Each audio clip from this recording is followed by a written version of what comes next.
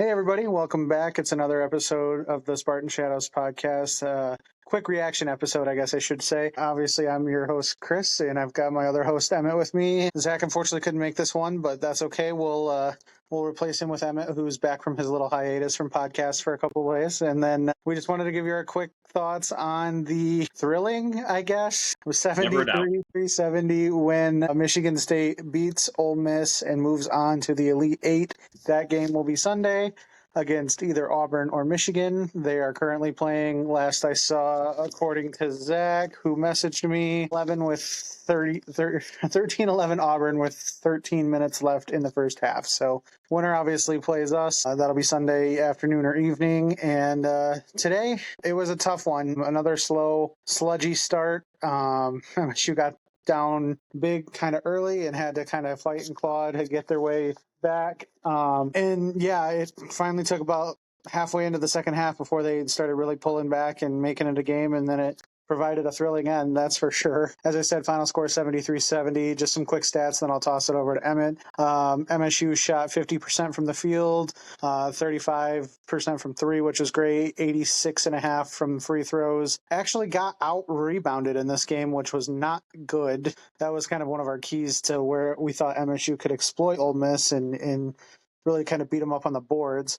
but that was not the case. We did get them into some fouls. Ole Miss had 20 fouls, while MSU only surrendered 12. Turnovers were a problem. We didn't have a huge amount of them. It's just untimely, sloppy turnovers that would kind of stall out a run or get Ole Miss a little mini run on their end. So that was not great. Ole Miss also had 8 steals where we were only able to manage 1. Quick scores, Jace had 20, Cohen 15, Jaden 13, Trey 12. And unfortunately for Ole Miss, Padula really went off. It was hard to keep him in check. He had 24 to lead them. So I guess good effort to get back and get the win. I'm obviously not going to complain about a win in March, but we can't keep getting away with that, Emmett. Yeah, no, I completely agree. Just watching this game, it felt like, especially the first half, was almost a repeat of New Mexico. The team just came out sluggish, sloppy, whatever you want to call it.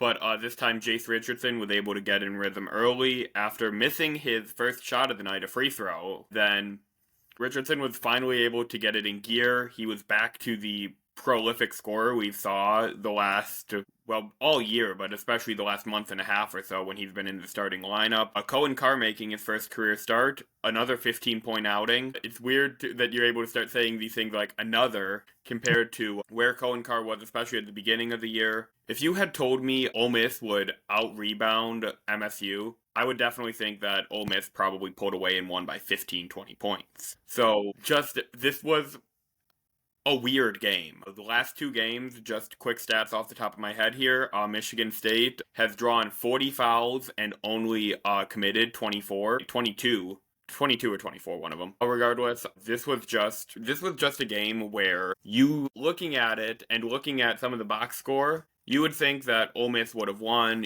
or Michigan State. On the flip side, if you told me Cohen Carr has 15 points, Jace Richardson has a 20-burger, I would think, oh, MSU pulled away and wins comfortably. But this was since MSU won, I would say a very fun basketball game.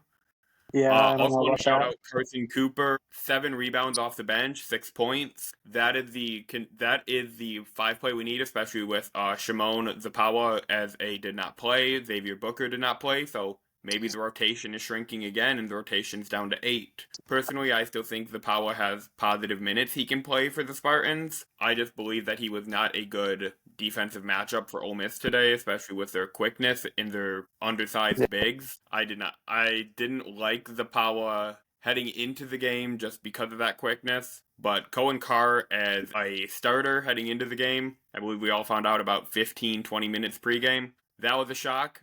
It was great to see the Atlanta native back to his roots and having a 15-point outing for MSU, including his first wing 3 after making his first 3 career threes in the corner. Yep.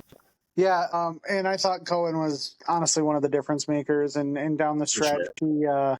He had a lot of high energy plays and was really just all over the place. I know Jeremy was able to steal that one pass off I don't want to say an inbounds, but Ole Miss was taking it up the court after a basket, and Jeremy was able to kind of deflect it up and and then get it over to Cohen, who just kind of walked in and had a pretty thunderous dunk. And that, I think, really sparked the kind of, I mean, the game was close at that point, but so I don't want to say sparked the comeback, but it really kind of set the tone for the closing minutes for the team. And I think it was big. Like you said, going in, we kind of hoped for Cohen maybe to start. I know a lot of Spartan analytic people, Spartan basketball coverage. I know DK was talking about it. I know Justin Thin had mentioned some other thing. There were some other people that were all kind of clamoring for Cohen to start and kind of go with a smaller lineup. And that's exactly what Tom did. Cohen got to start at 4. They slid Jackson to the 5 and, kind of used your more mobile defending and mobile offensive bigs in Jackson and Cooper for the whole game. Like you said, I think Zabala will play more, obviously, than what he did today. Same for maybe Book to get a couple minutes here and there. But right now, I think the rotation's pretty handily at 8. And Frankie Fiddler, I also thought had some really good minutes. Again, he didn't necessarily light up the stat sheet but he brought the energy. He made a couple of big defensive plays, had a transition steal, which was really, not a steal. I don't think it was credited, but he got back and caused a turnover on a fast break play for Ole Miss where he kind of just slapped it off out of a guy's hands in transition, ended up going off of Ole Miss and, giving the Spartans the ball back. He also got back a couple times on defense, drew a big charge that swayed momentum in a couple times. So kudos to Frankie, kudos to Cohen, kind of the hybrid 4s there that we have really kind of helped set the tone. Jace obviously was Jace. That was good to see him get back to his form, and it was absolutely needed tonight because we weren't getting through without him kind of getting back to his roots and being our go-to guy. I thought Jaden also made some really good plays, and when Jaden's effectively able to drive the net like he does, it really sets up our whole half-court offense, especially he's able to kind of get to the net and either make contested layups or draw a defender and get a kick out to somebody, and that really helps. So good to see the team rebound. Like I said, one of these times these slow starts are going to catch us, and it almost did tonight. It probably should have. But credit to Ole Miss, credit to Coach Chris Beard because he, gave us everything again. I had said it a couple times throughout the game when we were talking back and forth that this is shades of Texas Tech, and it was nightmare scenarios. I thought we were in for another Chris Beard coaching over his own masterclass, and I was not thrilled in the first half. Let's be honest. Yeah. Quick stat to point out too: free throw shooting. Clutch today, 19 for 22. Surprisingly, the only player to miss multiple free throws for the Spartans today was Jace Richardson, which I'll excuse him for that. 20 points. Yeah. You can miss 2 free throws. I'm sure he's kicking himself in the locker room, but In clutch free throw shooting from Jaden and Trey especially because it got down within the final minute.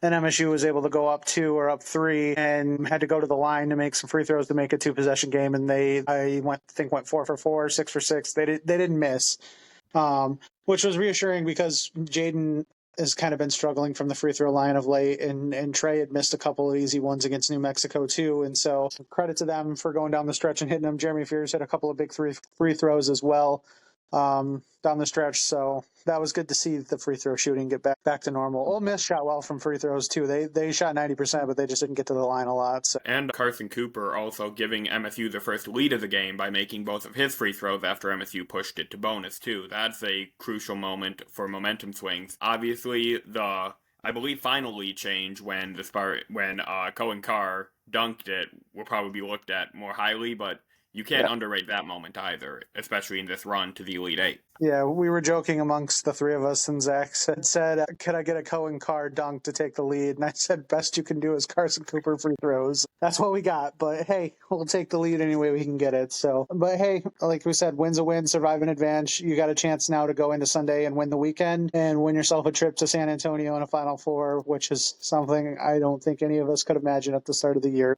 Credit to the staff, credit to the players. They're finding ways to win, and that's all you got to do at this time. Doesn't matter if you win by 30 or you win by 3. It counts, and we move on. I believe the live bet was 3.5, so bad break for them, but hey, it's survive in advance. It's not survive and have your bets win. Yep. Kind of unfortunate if you did have the MSU minus 3.5 because they were up 6 and Ole Miss hit a buzzer beater as time expired to pull it within 3. So kind of a rough go.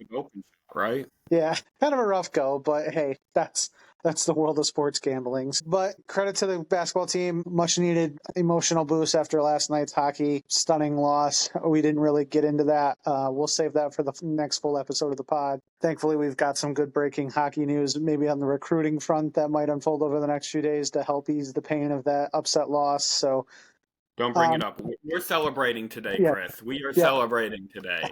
Happy cocktails only, no sad cocktails out there in MSU land. So if you're enjoying and having a few cocktails, enjoy responsibly. And hey, let's do it again on Sunday. Why don't we? Definitely. And I believe I said after the game, so, same time Sunday? So that is kind of how the attitude is. Have the last two tournament games have played out? Hopefully we don't have to deal with that again, but yes. Hey, a win is a win. If it means I'm clutching the edge of my seat when I'm not falling back in despair for the entire 40 minutes, that's fine. Yeah, I would give up quite a lot right now for a fast start on Sunday against whatever team we play. So we'll see if that comes to fruition. But hey, that's all I had. Emmett, you got anything else you wanted to chime in with? No, not really. Just glad that MSU found a way. I was on that despair train, especially considering how hockey had went. I was like, oh, here we go again. It's going to be a bad weekend and we're going to get trolled relentlessly. No. But very glad to be proven wrong. I don't know why I doubted this team, considering I think I'm just scarred from Chris Beard coaching. Yeah. I think if it had been any other team, I would have felt a little bit better of the comeback opportunity, but I just had 2019 grained into my mind and I was worried myself. So up to the minutes, real-time update. Well, not real-time, but close to. We are at the under 8 timeout, and 21-20 Auburn is up, according to Zach, who just messaged me. So that's, I guess, where we're at in the Michigan game. We'll, of course, update you on social media and everywhere else who MSU's opponent will be, what time that game will start. My guess is it's probably going to be the later one if I had to imagine, but we'll see. I guess, yeah, we'll figure it out. I'm running out of words to describe it, but hey, we're a win away from a Final Four. Rest, recoup, get Izzo magic maybe on the second day of the weekend, and let's go to San Antonio maybe. So we'll be crossing our fingers, and yeah, we'll talk more, I guess, over the weekend. So for now, enjoy responsibly. That's another Sweet 16 win, and we're feeling elite, so go green. Go white.